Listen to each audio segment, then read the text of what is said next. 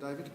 Yeah, so to carry on what we did 2 weeks ago with the annual periodization form, here it is in A3. This should be what you need for your whole year planning on one sheet, right? You got your other sheets that you can do here. So we discussed everything that we needed to with regards to the tournaments you wanted to peak for, the different phases here, the microcycles. These are the weeks that you're going to go through the year that you're going to be doing, and the periodization and macrocycles are probably, the things that we need to look at here, and how do we put it together. If you look at the example sheet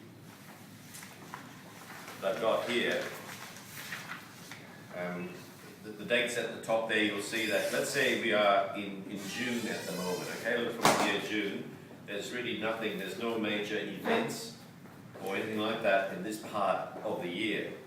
So if you come down to this point here, it says GP, which we know that's general preparation. Can you see that there? GP under periodization.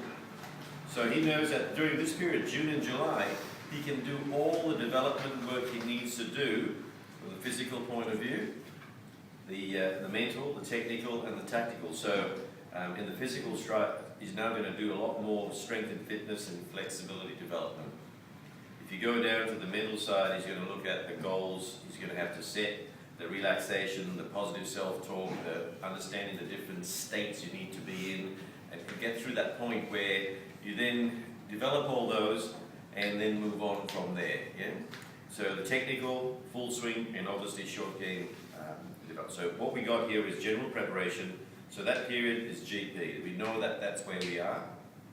As we move towards, we got the interstate series. For some of you from Indonesia, it'll be your provincial games. Yeah, so the interstate series, or inter-province series in there. So you can see that in August, before September is where the interstate series is. You go into SP, which is specific preparation, and then 1 week to 2 weeks before their PC, which is pre-competition. And then C is the competition mode that week. And then the next week is transition. That means they really use that to maybe just relax and do other stuff, or we need to do things you haven't been able to do leading up to the tournament. It could be on a personal point of view, it could be from your golfing point of view. So you can use that. And then you can see that this is the period that he really needs to get his game kind of peaked for. So you, from general preparation, specific preparation, PC, C and T, and we go back into specific preparation again. So possibly specific preparation is, okay, what do we need to do, what we learned during the interstate series, and what can we do better. You can see the physical point of view, once you've done your basic baseline fitness, strength, flexibility, it's really more a maintenance program right throughout that point there, yeah? And then the next time you have a period that you've got 2 or 3 months that you can do the next level of development, you'd go into GP mode where you've got time to maybe redo your program. Because pretty much after about 6 months to a year, you need to look at the program and maybe up it a little bit, yeah? But that gives you an idea of how you periodize your year and understanding the different phases that you need to be in for the different areas in there. Down the bottom you can see here score versus par. This golfer was a basically, when you look at this here, +2, that means it's not his handicap +2, but his average score is 2 over. So what he's projecting here, that each phase here, he wants it to come down to 1.8, 1.4, 1.2. So when he gets to these major tournaments, he's improved by 1 shot. Can you see that there, where it's 0.8? So his stroke average now is 72, just maybe 73 instead of 74. So he's going to be a lot more competitive if he can get that scoring average. And that's what we do here, don't we? We want the low score average to be down as far as you can. But to do that, we need to improve the high score.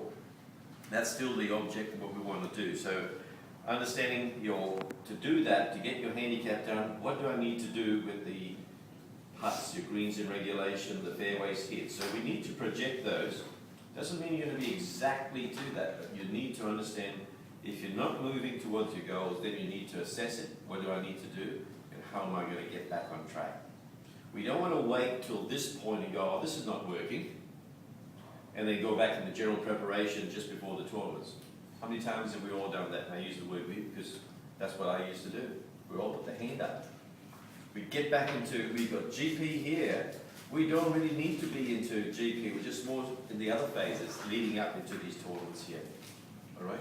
So for you, that going back, Rinaldi, Ian, you're competing in the Indonesian Open in about 3 weeks' time. Yeah. Tomorrow will be 3 weeks. Yeah. So whatever we've been doing up to this point in GP has to pretty much need to taper off, and we need to be more into specific preparation for the following week and then into pre-competition mode. Okay? Because that's one of your majors, which I would believe that you need to have in your thing. And then you need to go back into specific mode after that because you're leading up into the Indonesian Masters. All right? So you need to periodize your year. Everyone here, you might have everyone here should have different tournaments that you want to do well. So look at that sheet. It tells you how to set it up in the different phases. Any questions? And we will do that on an individual basis because each of you all will be different. We're not going to paint you with the same brush. Everybody's going to have the same periodizer. It doesn't work that way. This is yours. You design it. You own it. It's your responsibility. That is really the key. What we always do here, you've got to own it. All right? So this, I think, will give you a better, clearer picture of how you should feel. There's no wrong or right way. It's an ongoing thing to see what really suits you as individuals. Okay? So we cover all the different areas that you need to do to peak your games so that the waves that Laurie talks about still keeps going up rather than kind of staying there or big up and downs. Yeah? Okay. Any questions on that there?